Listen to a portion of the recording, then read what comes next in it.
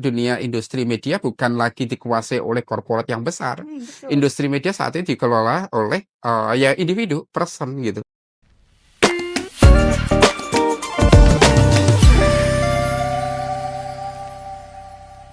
Assalamualaikum warahmatullahi wabarakatuh. Halo teman-teman semua, saya Adira Zahrakania. Saya ucapkan selamat datang di Komunika Talk, merupakan ruang diskusi akademik yang menghadirkan perspektif strategis, reflektif, dan relevan seputar perkembangan dunia komunikasi.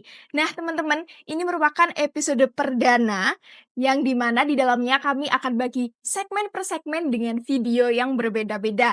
Maka dari itu teman-teman jangan lupa subscribe dan follow semua akun resmi dari Ikom Unesa, oke?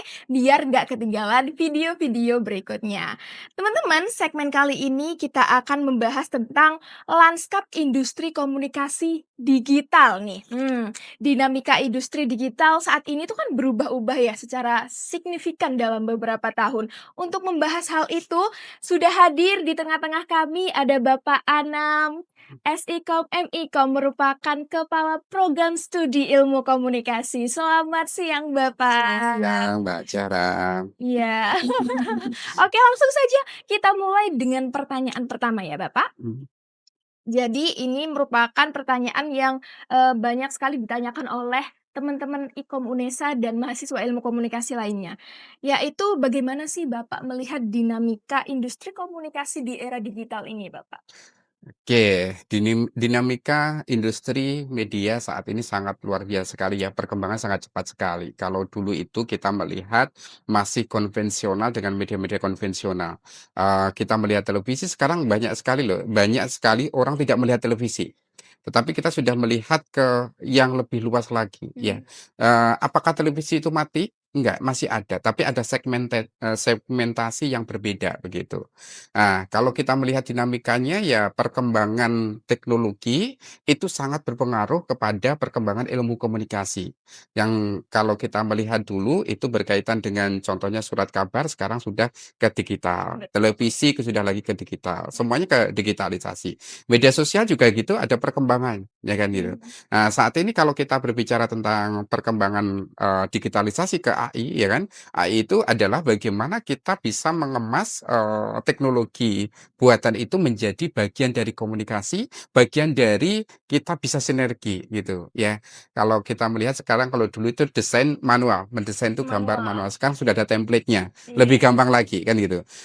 Kita mau edit gambar seperti apapun yang kita inginkan ketika prompt-nya betul, pasti dia akan dapat. Itulah yang menjadikan perkembangan atau, digitalisasi saat ini, begitu. Mmm. Jadi, saya rasa nanti perkembangan ilmu komunikasi itu akan semakin ke sana, semakin berkembang. Sehingga nanti perkembangan itu menjadi fokus untuk, teknologi yang ada akan menjadi bagian dari perkembangan ilmu komunikasi. Oh, oke.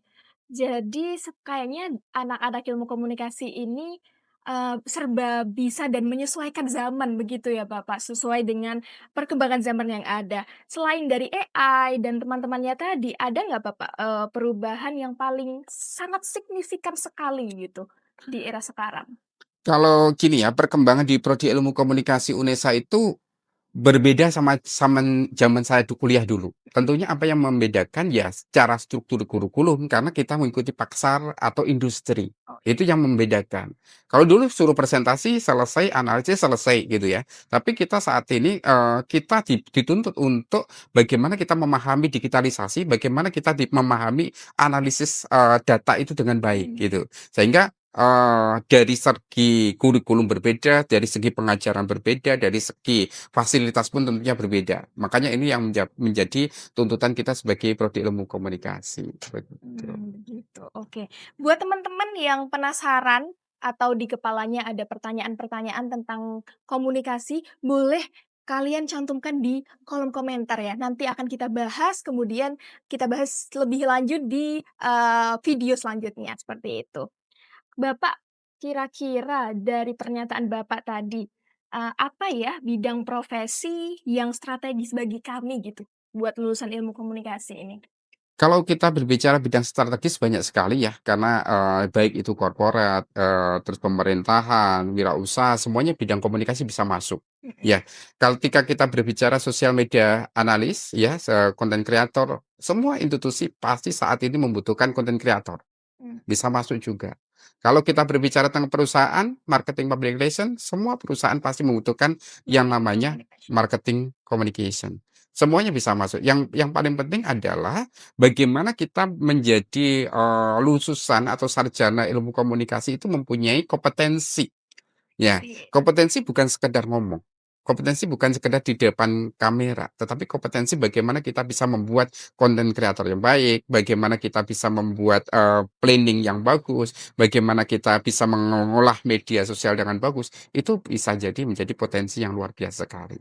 Sederhana, orang lain bisa sebenarnya, tetapi kalau kita dikelola dengan orang yang tepat, pasti akan hasilnya juga lebih bagus, gitu. Oke. Banyak juga sih Bapak dari teman-teman saya yang udah jadi konten kreator, konten edukator malahan. Jadi saya rasa komunikasi ini sangat general, tapi bermanfaat banget gitu loh buat, orang-orang yang ada di luar sana, khususnya di digital, Betul begitu. sekali. Kalau Iya. kita melihat saat ini dunia industri media bukan lagi dikuasai oleh korporat yang besar. Betul. Industri media saat ini dikelola oleh, ya individu, person gitu. Iya. Jadi banyak konten-konten kreator dari mahasiswa maupun dari teman-teman di kerabat kita bisa mempunyai potensi, ya kan? Kepercayaan publik melalui media sosialnya dia bisa meng-create atau membuat sesuatu yang bermanfaat sehingga dinikmati.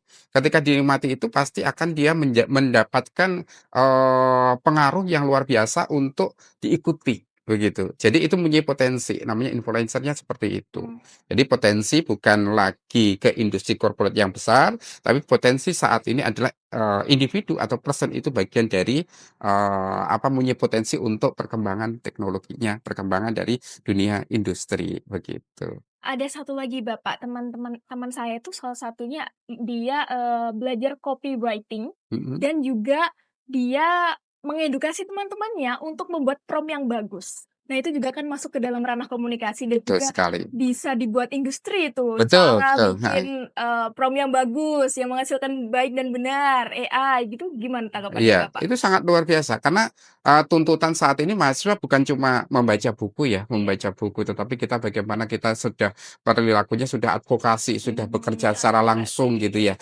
Makanya tugas-tugas yang di Ikom Unesa pun kita senantiasa ada 80, 60 ya, 60% itu sudah project.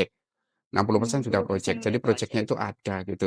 Sudah ke implementasi ke project. Bagaimana, teori itu penting. Memang bagian dari, CPL kita 6 itu ya, standar 6 itu adalah, itu adalah dari kurikulum S1, ya kan. Mhm. Nah, tetapi kita tidak melupakan untuk project, untuk praktikum yang dikemas di dalam kurikulum yang kita, berikan kepada mahasiswa. Oke, itu teman-teman di Unesa itu sudah sangat mengusahakan mahasiswanya supaya bisa, bekerja dengan kompetensi yang tinggi, bagus, baik dan benar, begitu. Oke, Bapak, saya juga penasaran ya, saya mahasiswa komunikasi. Kemudian saya rasa komunikasi ini kan sangat relevan di era sekarang, digital tentunya. Saya, minatnya di Markom, Mhm. begitu.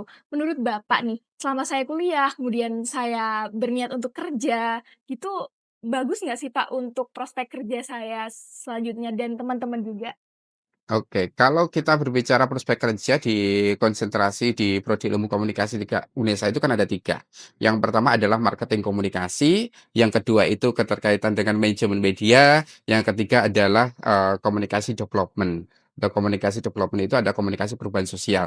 Kalau kita berbicara prospek kerja di komunikasi, marketing komunikasi ya banyak sekali Hmm, ya, tentunya PR officer, ya kan? iya. Bagaimana kita di situ diajari untuk bagaimana manajemen humas, ya kan? Penulisan humas. Kalau kita berbicara tentang marketing komunikasi, nanti Anda bisa perencanaan periklanan, kreatif periklanan, dan proyek-proyeknya sangat luar biasa sekali. Itu bisa di sana, ya.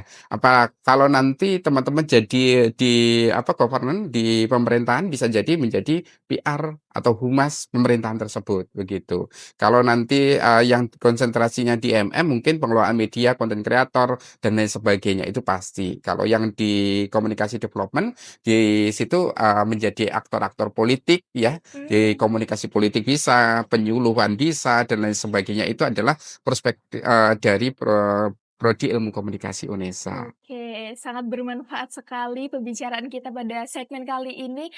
Kami akan lanjut di segmen berikutnya, Bapak ya, tentunya dengan tema yang berbeda.